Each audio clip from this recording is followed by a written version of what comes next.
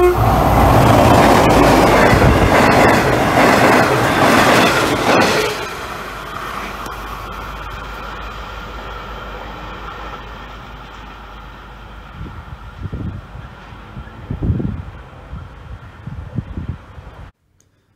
and welcome back to another video of mine. In today's video we're going to be doing the August layout update. In this video I've got a little bit to show. Not too much that I've done on the layout, it's more what I've done off the layout, but I have done some stuff on the layout to show you. And we've got two announcements as well, so stay tuned for those. Those will be either at the end of the video. So yeah. Hopefully you enjoyed this update. Let me know about anything you've seen in the video and I'll be sure to comment back to you.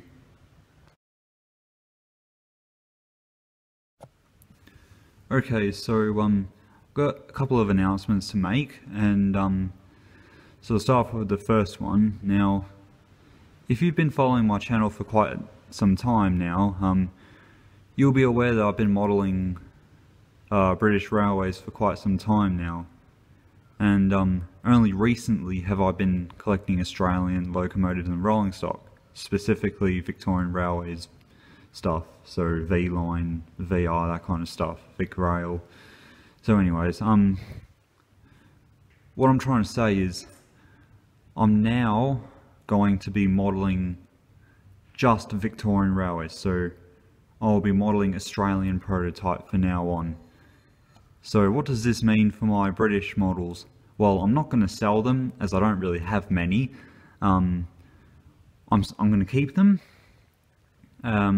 I do plan to do a couple of projects with rolling stock and locomotives, so that will come in the future, but I'm now going to make the big switch to Australian prototype. So yeah, all I need to do is, for things like signage and all that, I need to change that to Australian stuff, and yeah, I'll be switching to Australian prototype. There's two reasons for this. Reason one, availability of British stuff compared to Australian. Sometimes British stuff can be quite hard to get here in Australia, especially new products from British companies like Bachmann and Hornby, for example. Some of their stuff doesn't actually come out here in Australia for a while after it's released in the UK. And second of all, prices. For example, a Bachmann 117, if I wanted to get that would cost around $400, and I don't really want to pay that much money for a locomotive. And especially if I have to import it from the UK, that's going to cost extra for postage and shipping and stuff. So yeah, those are the reasons why I will now be modelling Australian prototype. As I say, I'm not going to ditch British prototype altogether. I'm not going to sell it. I'll run it occasionally, but for the most part I'll be running Australian, and I do need to get my T-Class DCC fitted. So yeah, so that's the first announcement. Now on to the second one. Okay, so the second announcement is I have created my own Facebook group. So basically it's called Weathering Model Trains of Australia, and this is a group for those who model Australian prototype and they're into weathering their Australian prototype locomotives and rolling stock. So if that's something that you're interested in, then type in Weathering Model Trains of Australia, and it'll look a bit like this. So yeah, that's my new Facebook group. So if you're interested, then go check it out and I'll add you. Okay, so as I said in the intro, I've got a fair bit to talk about. So first off, I'm going to talk about what I've actually done on the layout. So I think I can't remember if I showed this in my previous update, but this building down here, well, as you can see, the roof has been weathered, and I will do a video in the future on how I do weathering for buildings. That was just done with weathering powders, so it's nice and simple. And on the subject of buildings, I've now got all buildings I need for the high street, including this one. So, I'm going to explain a bit more about this one. Okay, so I'm going to talk a bit about my high-rise apartment, and this was made from bits that I had lying around. So, the brick card I Metcalf, all the windows and doors, that was all what I had lying around. So, basically, here, got the elevator shaft, and we've got balconies and stuff. Got the entrance door for cars, and then we've got, of course, the entrance door to actually get in, and got all the house bits up here. So this is quite a bit of a complicated building, really, because there was lots of bits that I had to make for it that stick out. So that's kind of why it took so long to make. I started this on Friday afternoon and then finished Sunday morning. Now keep in mind, it's not fully finished. I still need to put some MDF behind it to strengthen it, and then once I do that, I then finish off the sides and the roof. So that will be, I promise you, that will be done before the next update. And that's the same for any of the other ultra low relief buildings I've done. I need to put MDF behind those, so all those down there. So yeah, and as I say, I used a lot of Metcalf kit components. So all the windows and doors, apart from that one, that's just printed from the internet, they're all from leftover Metcalf kits. And one tip I can give, whenever you build a Metcalf kit, keep leftover parts. You will find yourself using those with various scratch builds. Like with a lot of the scratch builds that I've made, I've found myself using leftover kit components from Metcalf kits. And it's not just Metcalf kits, it's plastic kits. Any leftover windows and door frames you may have from those, keep them. Even the sprues. Sprues are especially useful for modelling drain pipes and stuff, so I suggest you keep those. And I've got a box full of spares, so that's where I put everything in. And a bit about this building, it wasn't based on any particular building, it was completely just to my own design, and yeah, I'm pretty happy with how it turned out. So yeah, that's my high-rise apartment.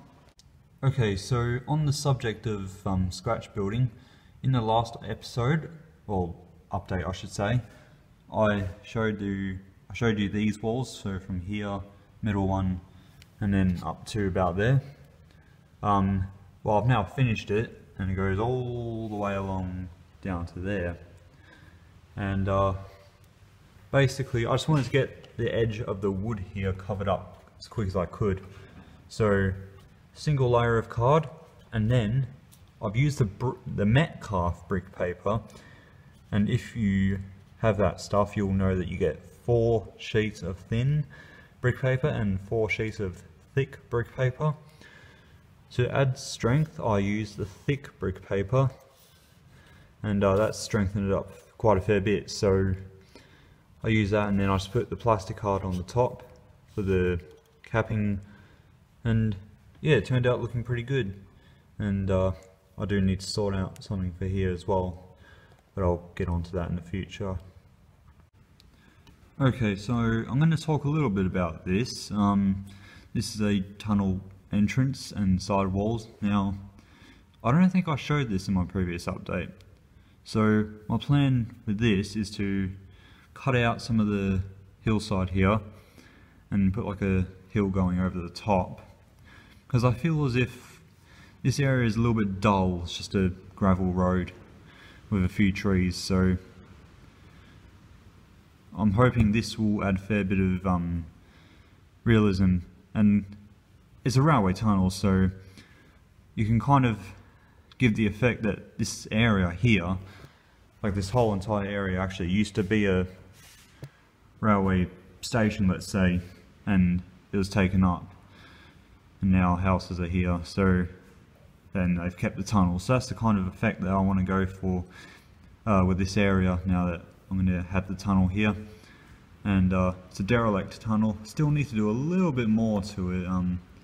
The walls need a bit more weathering, a bit of brown and a bit more black. So does the actual tunnel portal, because the brick looks far too clean. Even on the inside I need to give it some weathering, so I'll get onto that eventually. So this will be, I can't remember if it's part 5 or part 6 of the new scene build. So yeah, this whole scene's not done yet. I still need to put the back scenes, and now I need to do this as well. So that will be either part 5 or part 6. I can't remember. I can't remember what part I'm up to on that, but yeah, that will be in the future. So yeah, that's another thing I've been up to. Okay, so that's pretty much all I've done on the layout, what was shown before. So I'm going to show you some weathered wagons that I've done over the past couple of months since my previous update. So start off with the Z van. So this is my Steam era models Z van, and this has been given a light weathering, a couple of streaks down the sides and the ends, and a bit of dry brushing on the chassis. I don't know how well the camera can pick that up, but yeah, it's got some dry brushing done it to the ends as well. Generally just turned out looking pretty good. And when I first showed this, the handrails weren't painted. Well, I've now done that, so yeah, I've got the handrails painted. Now, I'm not sure if white is prototypical or not, but having been to the Mornington Railway and seeing their Z van, theirs has got white handrails on it, so I don't see why there's no reason I can't put white handrails. And then of course, couplers are painted brown. The roof has also been painted.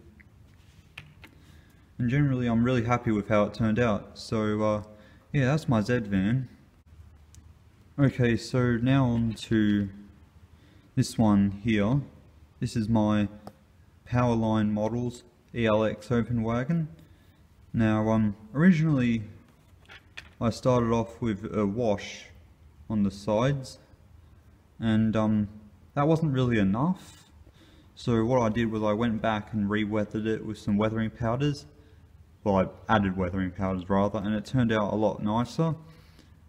I also painted the handrails and, well, steps rather, white, as well as this corner here and this corner here as per prototype photos. Again, couplers have also been painted brown, and then done the underframe and the bogies. And generally it turned out looking pretty good, and of course I've added a load to this. So yeah, I'm pretty happy with how this one turned out, and looks pretty accurate to the photos that I've been basing it off of. So yeah, that's that one. And now I'm just going to talk about this one real quick. Wasn't really much to go into this one. There was washes on the sides to highlight all the recessed bits of detail. Dry brushing on the underframe and the bogies. Painted the wheels, of course. Now the roof I need to redo. I applied some weathering powders, but they didn't really show up, so I need to redo the roof. And roofs on these things are a real rust bucket, so I need to do some rust effects on the roof, and I'll get around to doing that eventually. I painted this corner up here. Whoops, there you go. Painted this corner as per prototype photos. Painted couplers as well. And generally, it just turned out looking so good. So that's those three up there done. Now I'm going to talk about the three at the back there. Okay, so start off with this one here. Now I've got 3 to cover, so this was the first one I weathered, and as with the other wagons I've shown, I've dry brushed the bogies and painted the couplers, and these 3 wagons have been weathered using various different techniques, but they've all been weathered with the same type of techniques, but just varying levels of heaviness, I suppose you could say. So this one's kind of medium weathered, so medium level of weathering. So this is in between dirty and clean. So basically what I started off with was a wash down the sides, and then I followed that off with weathering powders, and so that's what I did for the sides and the ends. And then for the roof I did the same, and then I added some paint for the walkways as they got quite dirty. Now I'm still perfecting the walkways. I haven't quite gotten that technique down pat, but as I say, that's something I'm perfecting. So that's that one. Oops. Sorry about that. Now this next one, this is real filthy, this one. Lots of dry brushing going down the sides, and lots of weathering powders. Again, the roof is quite dirty, and the walkways are dirty. The underframe is quite dirty. Generally, this is just a really dirty wagon. Even the ends are, there we go, quite filthy. And generally, I'm pretty happy with how this one turned out. Now, this one I showed in my previous video, which I'll leave a link up there for. And this one is a light weathering. So for the sides, I've gone with a dusting of weathering powders. And then for the chassis, the underframe I should say, I've gone for a bit of a heavy effect to suggest that the sides were cleaned, but crews didn't have time to clean the underframe, and therefore it's looking a bit like this. The roof has had a dusting of weathering powders, and generally it looks pretty good. So yeah, I'm really happy with how these 3 wagons turned out. And I'll have to get some more and weather those up eventually. So yeah, those are my weathered wagons. Okay, so that's pretty much it for this update. Not too much to show, but I had a fair bit to talk about. So yeah, hopefully you enjoyed the layout update nonetheless. And let me know what you think of anything you've seen in this video. I look forward to reading your comments. And yeah, so in the next video I hope to maybe do a running session or do another video on my weathering series, as I have planned to weather my T-class down there. So yeah, we'll see how that goes. And yeah, so that's it from me, and I'll see you guys in the next video. So take care everyone, stay safe, have a lovely day, and I will see you in the next video. So take care, stay safe, and I'll see you next time. Bye everyone.